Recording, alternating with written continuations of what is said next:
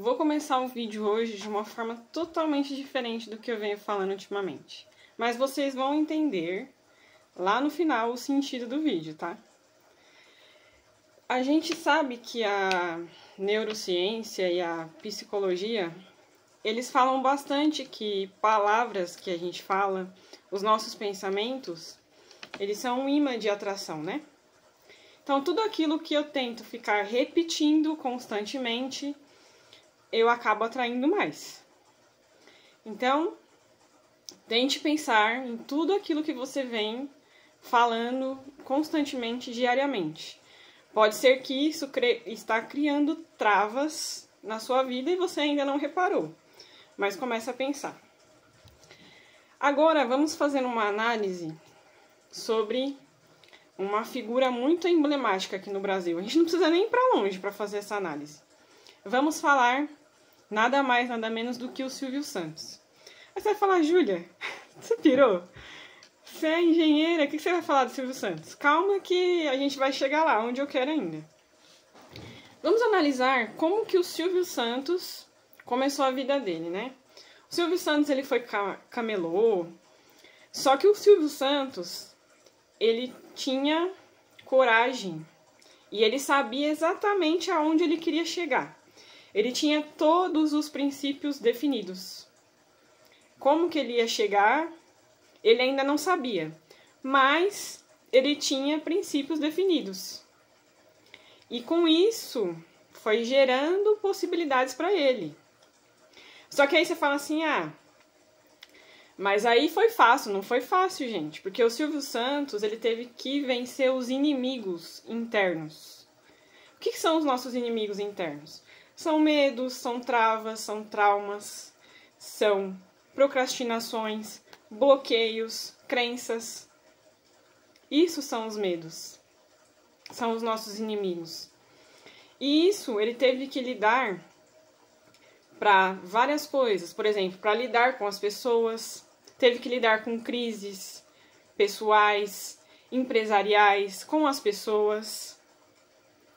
Teve que vencer os medos, pensar, mas isso aqui realmente vai dar certo?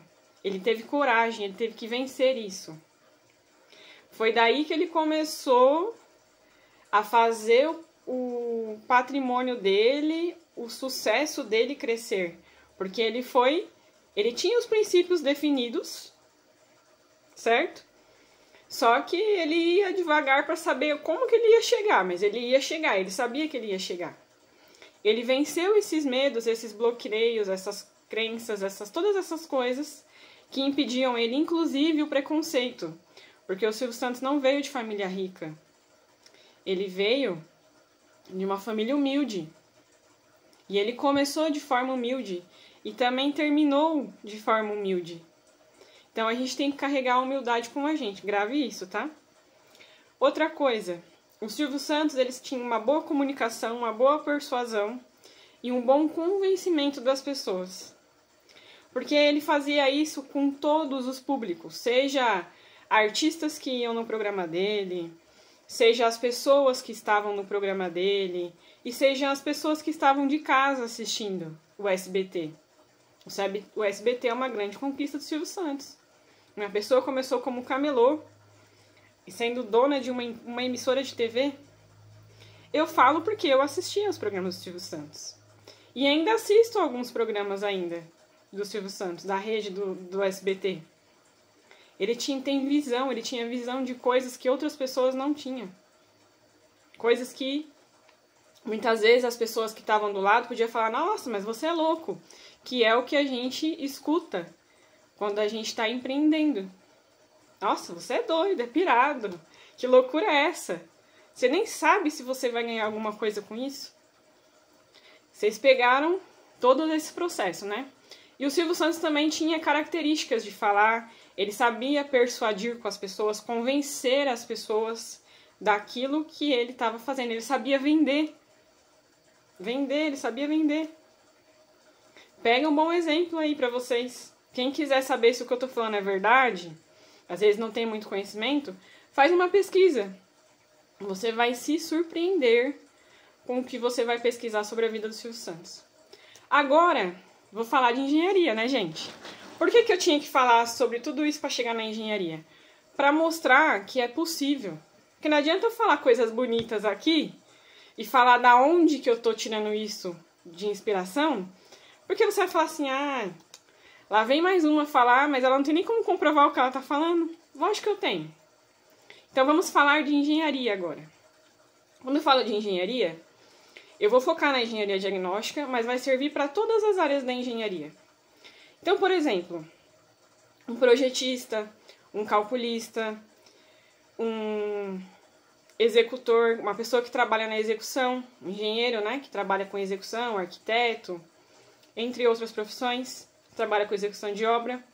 Aí tem nós, engenheiros diagnósticos, tem os avaliadores, os regularizadores e por aí vai.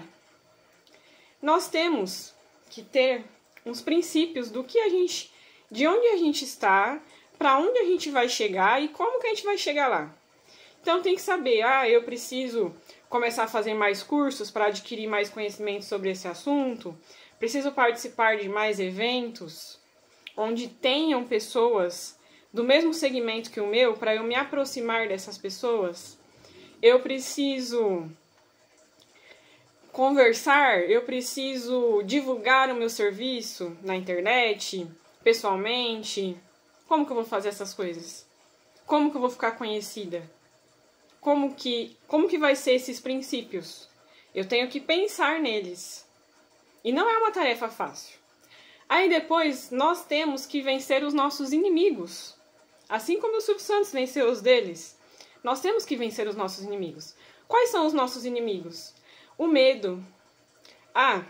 Mas será que eu vou chegar lá no lugar e eu vou saber qual manifestação que é aquela manifestação patológica, no nosso caso de engenheiro diagnóstico?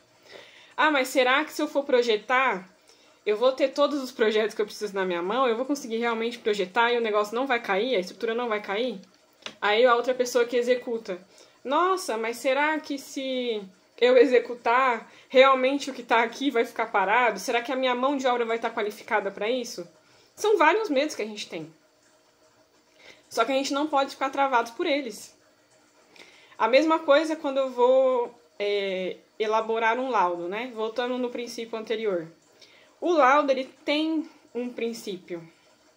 Ele tem um começo, ele tem um meio, ele vai ter um fim. Ele vai ter um objetivo. Então, ele tem princípios. E eu preciso pensar na minha cabeça como que eu vou colocar esses princípios do laudo. Vai fazer sentido ou não vai fazer sentido? Quais são os medos? Mas será que realmente essa solução que eu estou colocando aqui ela é eficaz? Será que ela vai resolver o problema do meu cliente? São os medos. Esses são os medos, só que a gente tem que vencer eles. E eu tenho que saber me comunicar, persuadir com as pessoas e convencer, né, claro. Porque se eu não tiver essas bases, eu não vou ter clientes. Seja para projetar, seja para executar, seja para avaliar, seja para regularizar, ou então na área de engenharia diagnóstica. Mas, de forma geral, o meu poder de convencimento, persuasão, comunicação, começa na primeira conversa que eu tenho com o cliente, que é onde eu vou mandar o orçamento para ele. Eu preciso mostrar para ele, convencer ele, de que é melhor fazer o serviço comigo e mostrar para ele que ele pode confiar no meu serviço, que ali vai sair um bom resultado para ele. Então, é todos os poderes que eu tenho de comunicação, de persuasão, de conversa, de comunicação. Então, eu preciso usar esses procedimentos. E quando eu estou fazendo um laudo? Porque quando você faz um laudo, uma das etapas é ir até o local, ou você vai fazer uma inspeção visual, ou então você vai realizar testes, você vai realizar ensaios. Tudo vai depender daquele tipo de problema que existe ali. E claro que isso vai gerar uma insegurança também. Não vou falar para você que não. Mas nós não podemos demonstrar isso para as pessoas que estão à nossa volta.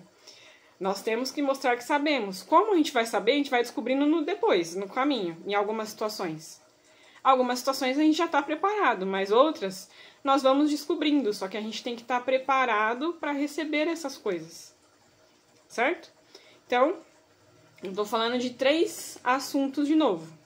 temos que ter princípios, pensar nesses princípios, temos que vencer os nossos inimigos e temos que ter uma boa comunicação, uma boa persuasão e um bom convencimento. Júlia, como é que eu consigo fazer estas 3 últimas coisas que você falou? Ah, eu preciso só ficar lendo coisas da área? Não. Sabe por que eu tô falando essas 3 coisas pra vocês agora? Porque são 3 livros do Napoleão Hill que eu li. Não, 3 de alguns que eu já li, tá?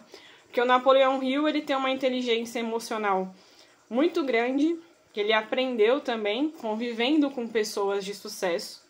Por isso que ele foi escrevendo os vários livros, com vários assuntos diferentes, e ele mostra pra gente realmente. Então, quais são os 3 livros que eu tô citando aqui, falando de Silvio Santos, falando da área de engenharia diagnóstica? Pense e Enriqueça. Depois, Mais Esperto que o Diabo. E Quem Convence Enriquece. Napoleão Hill escreveu outros livros. Mas por que eu vim falando do Silvio Santos, falando de conhecimento?